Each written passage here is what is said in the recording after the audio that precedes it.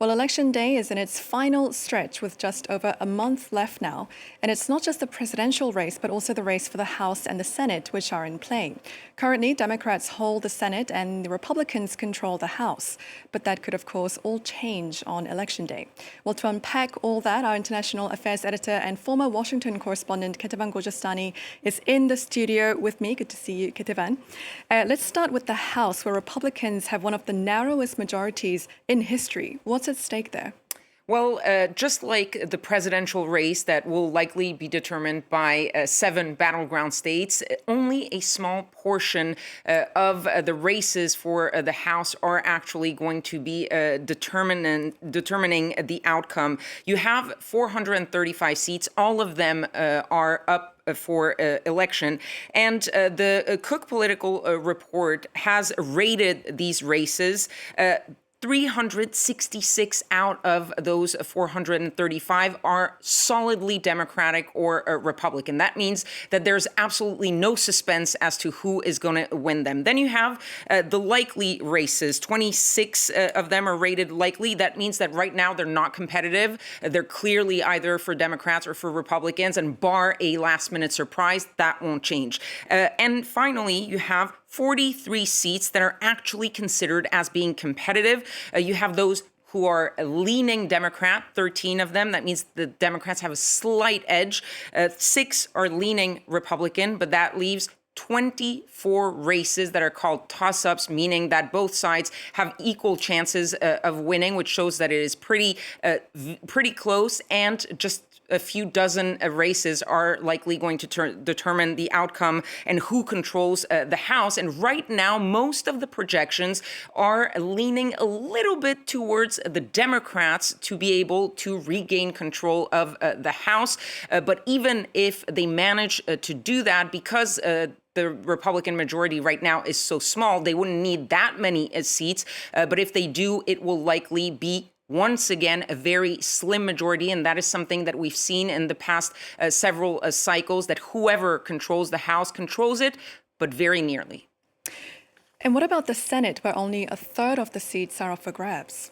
Yes, this year, that means 34 seats out of the 100 Senate seats are up for elections. And Democrats there holding a very tiny majority, 51 to 49, thanks to the 4 independents that caucus with them, which means that vote with the Democrats. But according to the Cook Political Report ratings, there are only 8 Senate races that are actually competitive, and we see them on that map there. You have 4 of them that lean Democratic, slight edge for the Democrats. Those are in blue, like Nevada, Arizona, Wisconsin, Pennsylvania. You might remember those states because these are also battleground states in the presidential election. Then you have 2 that lean Republican, the red ones, Montana and Texas, and 2 that are rated as toss-ups, meaning that it's a 50-50 race there in Michigan and Ohio. There, it seems that the Republicans have a little bit of an edge. Why? Because in these 8 competitive races,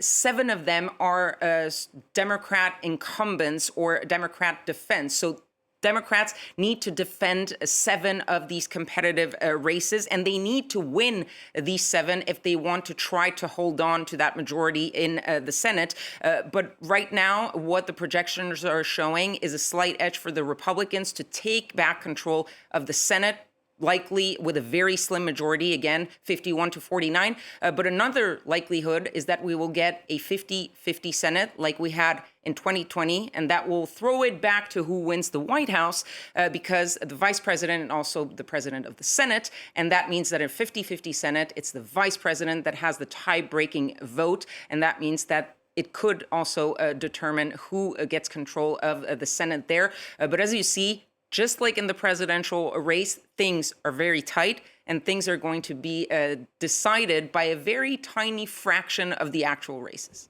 And just how important is it for a president that his party controls Congress?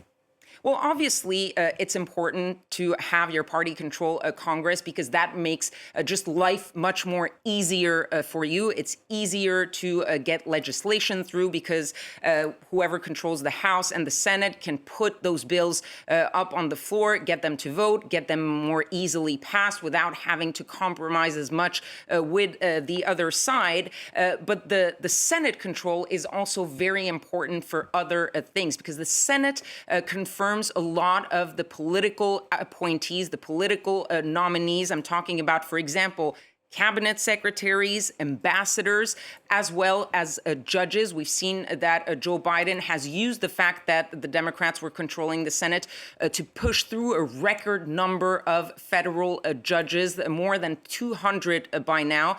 So that is very important. If the Republicans take control of the Senate, they can block or heavily restrict the number of those political nominees that get confirmed by the Senate. And of course, when you're talking about judges, it's not just the federal ones. If there is a vacancy on the Supreme Court, whoever controls the Senate will have a big say in whether or not that seat gets filled and by which president. All right, thank you very much for breaking that down for us, our international affairs editor, Kethevane Gorjestani. Well, that brings you up to date on our daily segment on the US presidential race.